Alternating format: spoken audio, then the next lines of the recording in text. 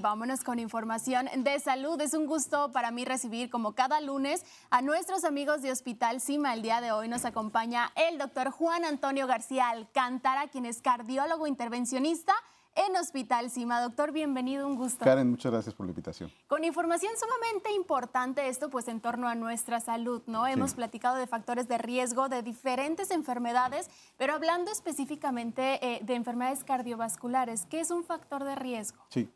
Un factor de riesgo es una condición que antecede al desarrollo de una enfermedad o de sus desenlaces.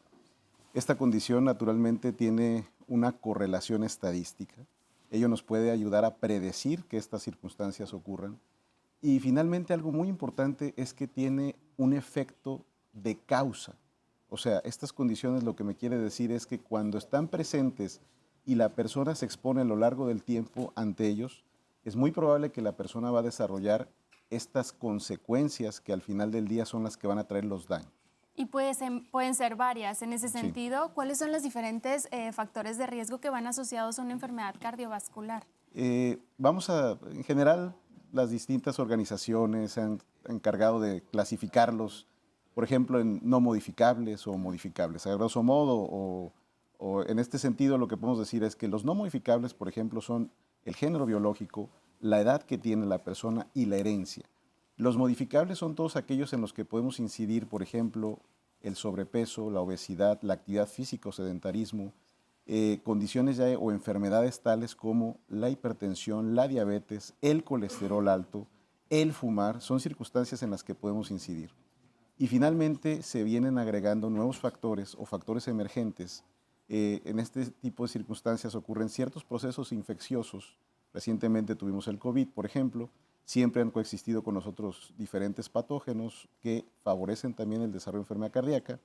Y también algo muy importante es que en nuestro estado, una de las causas de muerte, que por ejemplo es o de enfermedad, que es todos los procesos oncológicos o de cáncer, también inciden, ya sea por forma directa de la enfermedad o por sus tratamientos, en la enfermedad cardíaca.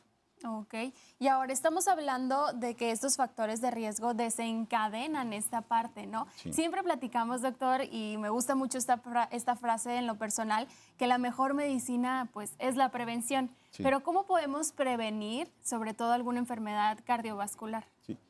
El primer punto a considerar, Karen, creo es ubicarnos en que lamentablemente en nuestro país, en nuestro estado, en nuestra región, la primera causa de muerte es la enfermedad cardíaca. El 24% de las muertes que ocurren en un año es por enfermedad cardíaca.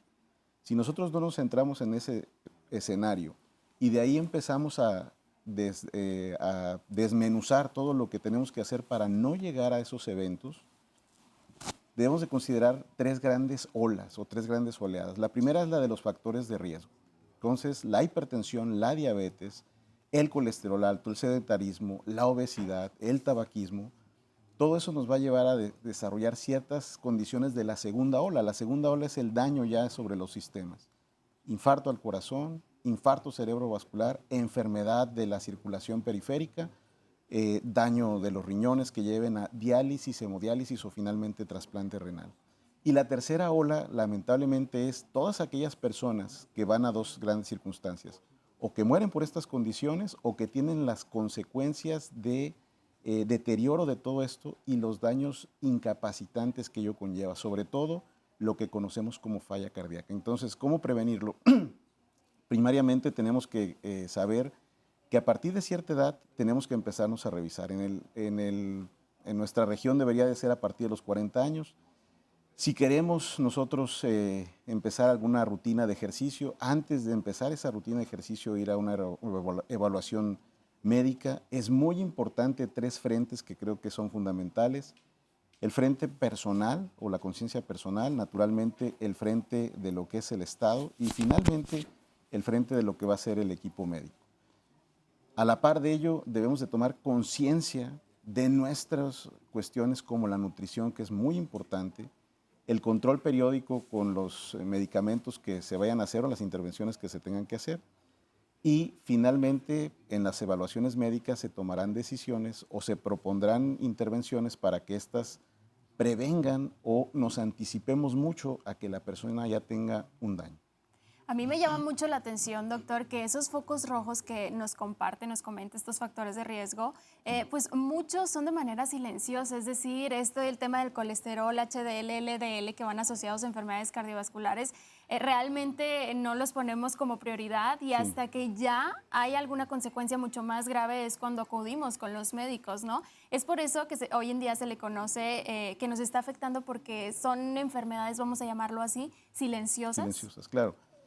Son silenciosas desde la perspectiva estricta de que no nos dan un síntoma hasta que ya están encima de nosotros durante un tiempo, pero algo que es muy notorio es que, por ejemplo, a partir de los 50 años hay un 90% de riesgo de desarrollar hipertensión.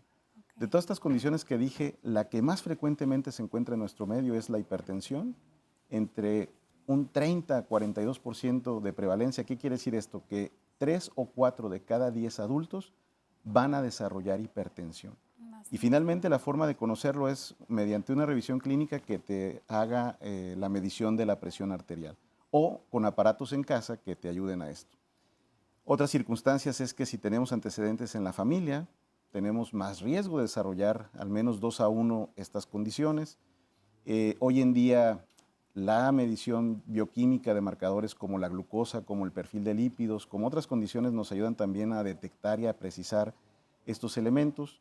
Entonces, hoy en día tenemos una gran batería de estudios o de estrategias de valoración para que definamos estas personas o este grupo de población si ya tienen el riesgo de padecer esta enfermedad o si ya la padecen para empezar a tratarla.